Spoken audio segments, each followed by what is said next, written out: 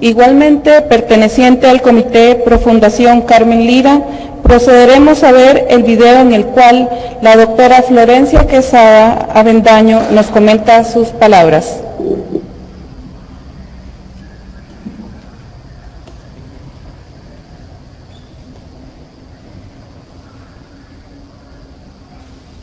Muy buenas tardes tengan todos ustedes.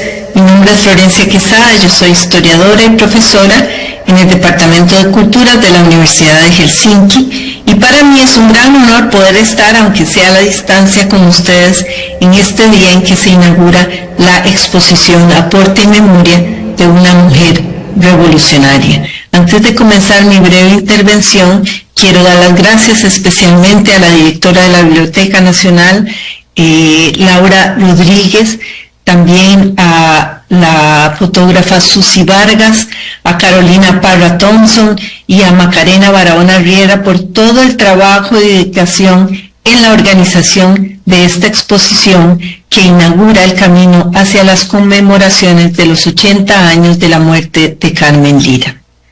Carmen Lira, escritora, intelectual y política. Breve esbozo de su obra y su tiempo.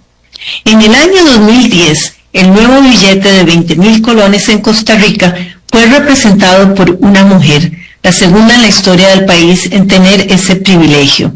Carmen Lira fue la mujer que logró colocarse en el podio del imaginario de poder dominado por personalidades masculinas y circular en las manos de tantas y tantos. Y cabe decir que originalmente en 1998 Carmen Lira fue la primera candidata sugerida para el nuevo billete de 10.000 colones, pero la propuesta fue denegada por los directivos del Banco Central por razones políticas. Probablemente su imagen era considerada aún demasiado peligrosa, basada en esos imaginarios del miedo. Una comunista era demasiado subversiva para un billete, por lo que se sustituyó por la imagen de otra educadora oficialista, Emma Gamboa. Tendría que pasar más de 10 años para que por fin prosperara la propuesta. María Isabel Carvajal, conocida por su seudónimo de literario de Carmen Lira, va a lograr ese mérito de estar en el billete 61 años después de su muerte. Lira fue escritora, maestra, fundadora y directora del primer preescolar con el método de Montessori en Costa Rica. Al mismo tiempo fue ideóloga y destacada dirigente del Partido Comunista de Costa Rica desde su fundación en 1931. Después de su muerte en 1949, como saben ustedes, muere en el exilio en la Ciudad de México a raíz de la Guerra Civil de 1948. En la historiografía tradicional e imaginario nacional, y también dentro del contexto de la proscripción del Partido Comunista, la persecución de los perdedores de la Guerra Civil y la Guerra Fría, su imagen se construyó especialmente alrededor de su papel de maestra y escritora de cuentos infantiles, especialmente por su conocido libro Los cuentos de mi tía Panchita.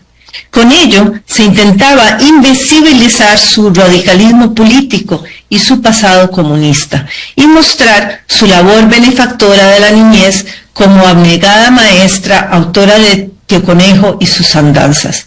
Como señala Iván Molina, abro comillas, el olvido discreto, la justificación disimulada o el repudio abierto del pasado comunista de Lira fueron procedimientos que, aparte de explicarse por ciertas intenciones ideológicas, fueron facilitados por la tendencia de los investigadores de la literatura tradicionales o posmodernos a desvincular a los escritores de sus vidas y sus contextos sociales y culturales con el propósito de concentrarse en el examen de sus obras literarias. María Isabel Carvajal nació en 1887 y vivió la mayor parte de su vida en una casa de adobes y tejas en los que después se conformó como el Barrio Amón. Su madre fue Elena Carvajal Castro. Tuvo además dos medios hermanos, Víctor y Héctor Quesada Carvajal, con los cuales creció en la casa de Barrio Amón. Su padre fue Andrés Venegas, aunque nunca la reconoció como su hija. Por lo tanto, Fue hija natural o ilegítima, como se le denominaba en la época, lo cual marcó su vida y profesión de muy variadas maneras y cuya condición ha sido un tema central en los análisis de su vida.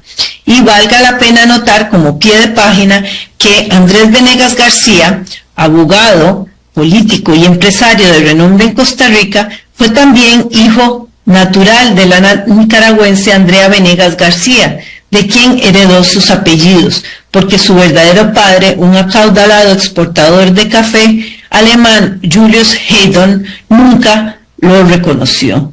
No obstante, por ser hombre, este aspecto nunca ni siquiera se menciona en la vida de Venegas, caso contrario con Lira.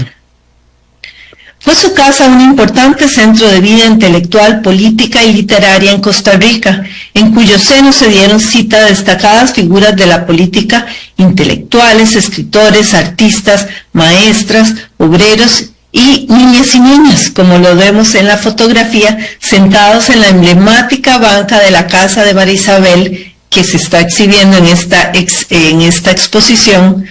Una casa materna, como señala Denis Arias, tanto para nacionales como para extranjeros. En 1904 concluye sus estudios secundarios en la sección normalista del Colegio Superior de Señoritas. Su labor literaria comienza a los 18 años con la publicación de su primera narración en la revista Páginas Ilustradas. Paralelamente publica en otras revistas culturales de la época.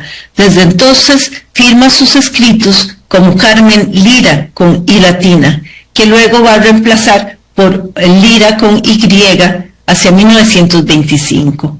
El seudónimo de María Isabel fue sugerido por su amigo Joaquín García Monge, que había estudiado en Chile y se inspiró en una línea del tranvía en Santiago que pasaba por las calles Carmen y Lira. En este periodo comienza a trabajar en el Hospital San Juan de Dios como novicia religiosa e intenta iniciar una carrera como monja, la cual le fue negada por su condición de hija natural. No obstante, su experiencia en el hospital y su contacto de primera mano con las duras realidades de enfermos se verá más tarde reflejada en su producción literaria.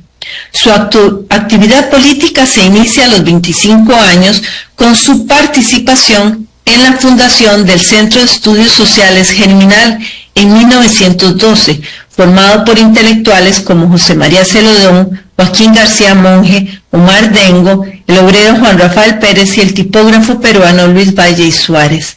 El Centro Germinal, de tendencia anarquista, impulsó la formación de una organización nacional de artesanos y obreros y fomentó una conciencia antipatronal. En 1913, por ejemplo, promovieron la creación de la Confederación General de Trabajadores, la CGT, y ese mismo año se celebró por primera vez el 1 de mayo en Costa Rica, con una manifestación en San José. En estas celebraciones, Lira tomó parte como oradora, explicando a los niños que llevaron flores al cementerio la muerte de un grupo de mujeres en un accidente laboral y la necesidad de luchar y exigir a los patronos mayor seguridad laboral en los talleres. Paralelamente, en 1912 codirigió con Lilia González el periódico infantil San Celerín, la primera revista infantil de Costa Rica, en cuyos números Lira comienza a publicar la serie de cuentos de Tío Conejo a partir de 1913. En 1914, Carmen Lira asume la dirección de la revista pedagógica política de orientación anarquista Renovación, que vemos aquí una portada, en donde había trabajado desde 1912, cuya dirección antes estaba en manos de José María Celedón y Anselmo Lorenzo, y cuyo editor fue Ricardo Falcó Mayor. Falcó, por ejemplo, también vivió frente a la casa de Carmen Lira y fue un anarquista y linotipista catalán que había llegado a Costa Rica en 1909. Falcó mantenía una estrecha comunicación con líderes del movimiento anarquista español, que veremos después la importancia que tuvo en la vida de de Carmen Lira. Como queda claro, su labor y actividades por la niñez desde la pedagogía y la escritura la tejió paralela a su activismo político en los círculos más radicales y de contacto entre intelectuales y obreros. Un momento clave en su participación política fue durante la dictadura de los hermanos Tinoco entre 1917 y 1919. Lira tuvo un papel destacado en la politización de las maestras como dirigente y oradora durante las manifestaciones contra el régimen y encabezó la quema del periódico oficialista de la Información que vemos en esta imagen tomada por Manuel Gómez Miralles, que permitió eventualmente la caída de la dictadura. En 1920, cuando tenía 33 años, por su destacada labor en la lucha antitinoquista, el gobierno de Julio Acosta le concedió una beca de estudios en Europa. En Francia estudió en la Sorbona y visitó además Inglaterra e Italia, época poco estudiada en su vida. Fue este mismo año de 1920 cuando publica la primera edición de los cuentos de mi tía Panchita, su obra más conocida en Costa Rica, de la cual se han hecho decenas de ediciones. A su regreso de Europa en 1921, asume la cátedra de literatura infantil en la Escuela Normal, que había sido creada por Joaquín García Monge con nuevas metodologías y renovados autores. En 1925, junto con Luisa González y Margarita Castro Rawson, Lira funda la escuela preescolar con el método Montessori, con el cual se había familiarizado durante sus estudios europeos. La primera en su género en Centroamérica, según Carlos Rubio. La escuela maternal estuvo dirigida especialmente a infantes pobres y madres solteras. Lira será su directora hasta 1933, cuando el gobierno la destituye de su puesto por la crítica frontal que hizo contra el gobierno en defensa de Alfredo Braña y de Juan José Palacios. Además de sus novelas y escritos, Lira escribió teatro para niños, por lo que es considerada también pionera en este campo.